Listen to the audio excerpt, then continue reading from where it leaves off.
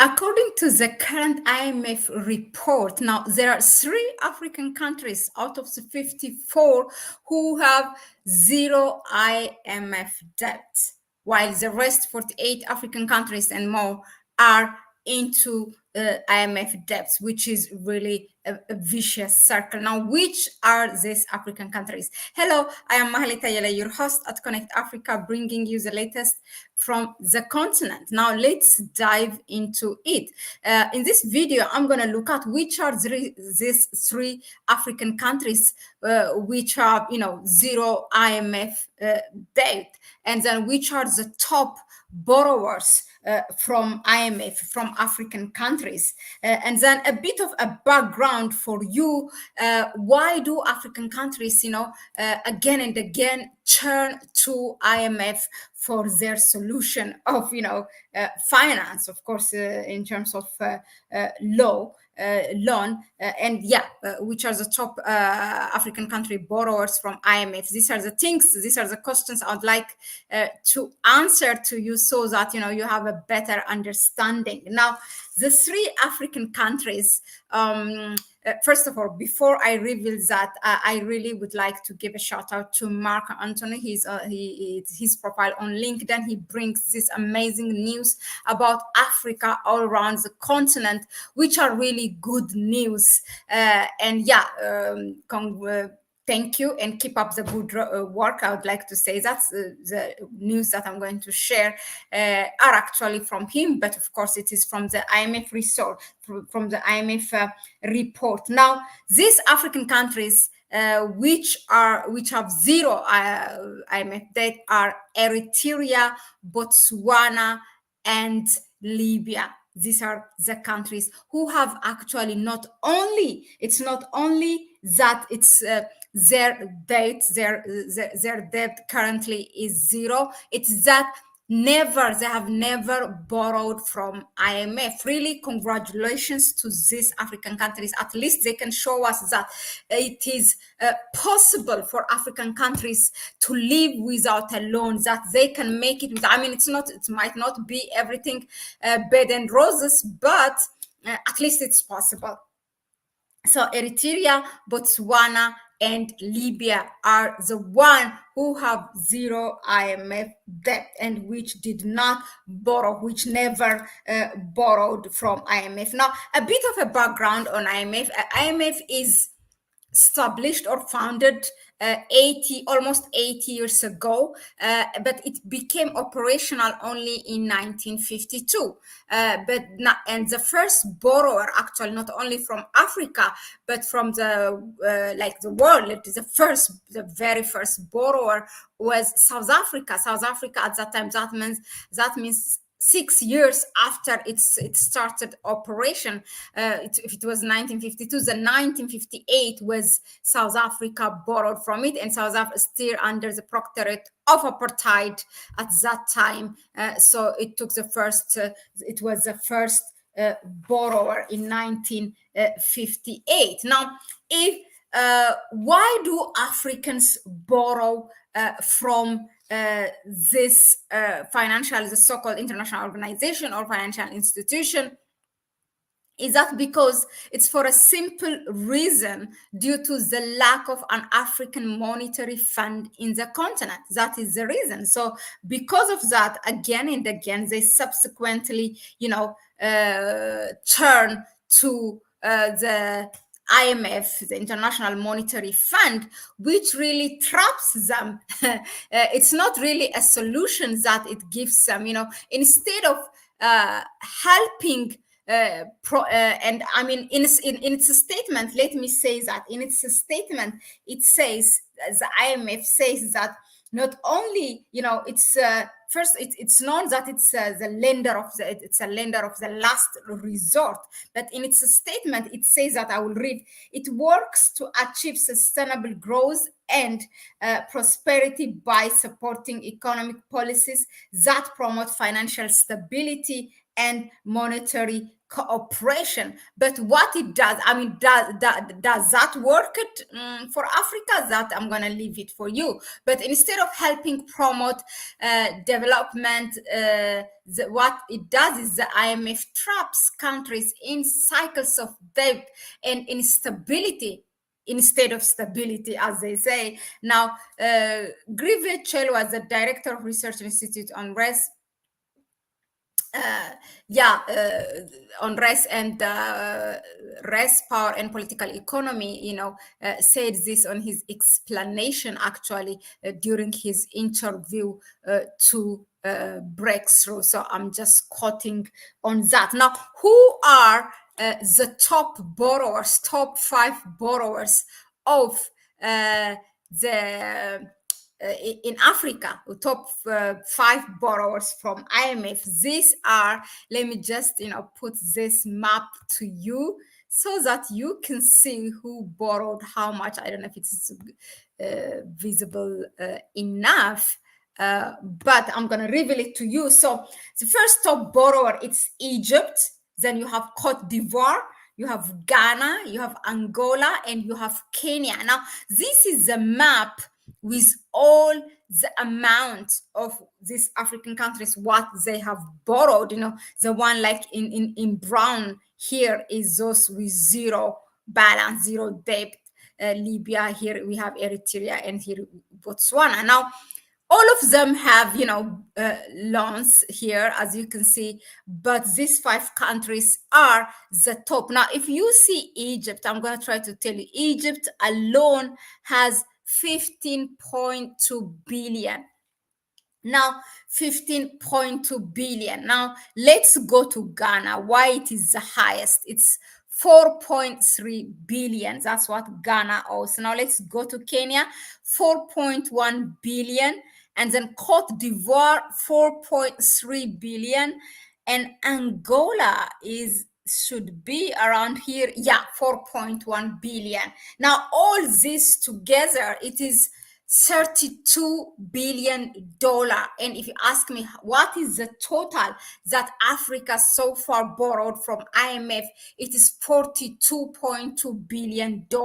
So this $42.2 billion is out of the total, the total outstanding that IMF has. Africa has actually 1/3 of it. 1/3 of it. Okay, so it's the top borrowing countries, or a continent, you can call it in this case. But then even within Africa, these 5 African countries, the one I told you now, Egypt with 15 billion, and Ghana, Angola, Kenya, and Cote d'Ivoire, each of them just above 4 billion. Totally, it comes to a $32 billion. And this $32 billion is actually Africa's total 40%, because Africa owes $42 billion, and these 5 countries alone have the 40% of the total. I mean, of course, obviously, Egypt is the highest. Now, the thing is that now IMF says that it does, beyond lending money. As I read it for you, they say, or it reads in their website, that it works to achieve sustainable growth and prosperity by supporting economic policies that promote financial stability and monetary cooperation. Now, how has that worked so far for Africa? I'm going to leave you to reminisce on that one. And in the meantime, we can, just zoom in this loans, amount of loans, I think that they are chosen because these top African countries, top borrowers, are because they have like above $4 billion. But I see that there are some countries already which have like $1 billion, $2 billion. For example, you can see Zambia is $8.8 billion. You have Sudan, $1.6 billion. You have Nigeria is also $2.5 billion. It's not easy, yeah. You cannot say it's a small amount, but if we are to make like 10 top African countries, like top borrowers from IMF, definitely next to these five countries, Nigeria will go into it, Sudan, Zambia, and others. But let me see my country how much it owes. It's close to 1 billion, actually, $925 million. And look, this is one of the things that IMF does. Now, Ethiopia is currently continuously negotiating with IMF to get more loan because they need funds. The country has been in a war for the past, few years, and still doing some developing projects, which is really good for the government to be in this mess, and then also try to push development projects is something crazy, but it was possible now. So they want money to get a loan, but IMF is, you know what IMF is asking? To devalue the currency, to devalue the Ethiopian birr, and the government don't want to do that. So it has been going on for months, negotiating with them. This is what IMF goes and tells you when they're about to give you money, go and remove your subsidies. That's what they tell you. If you have a subsidy, for example, there is fuel subsidy in most African countries, including Ethiopia,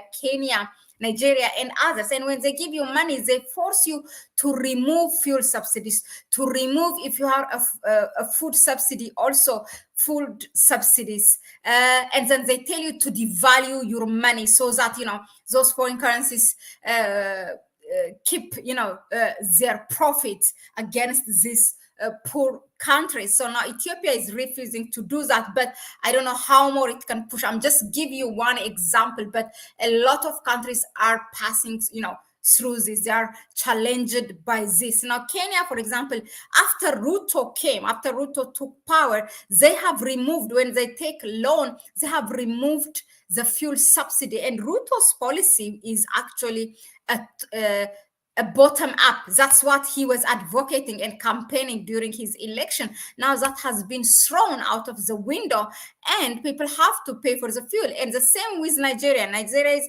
a fuel producing country, but it has to import for itself. So it's not really what it does. It's trapping the country into that shackle or vicious circle that you keep on paying and paying. They suck your blood and sweat out of you through your natural resource flow, out of the poor people. That's what it does.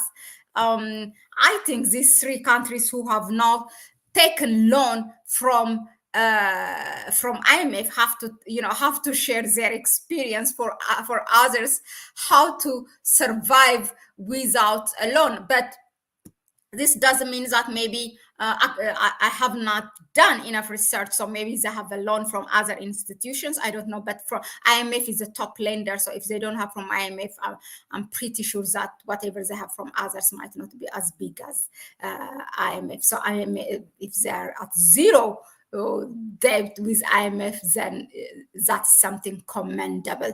Let us know in the comment section, what do you think of this? Let us hear from you. Thanks again for tuning in.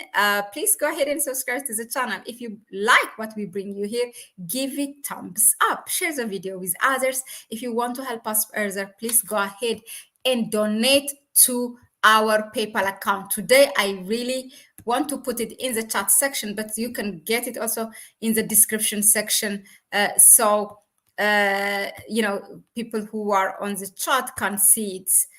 I always forget to share it there. It is our link to a PayPal, to our PayPal account. Okay.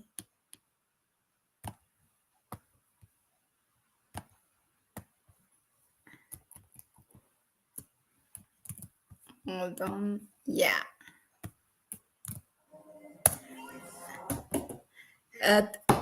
Thank you, Free Zerba Free.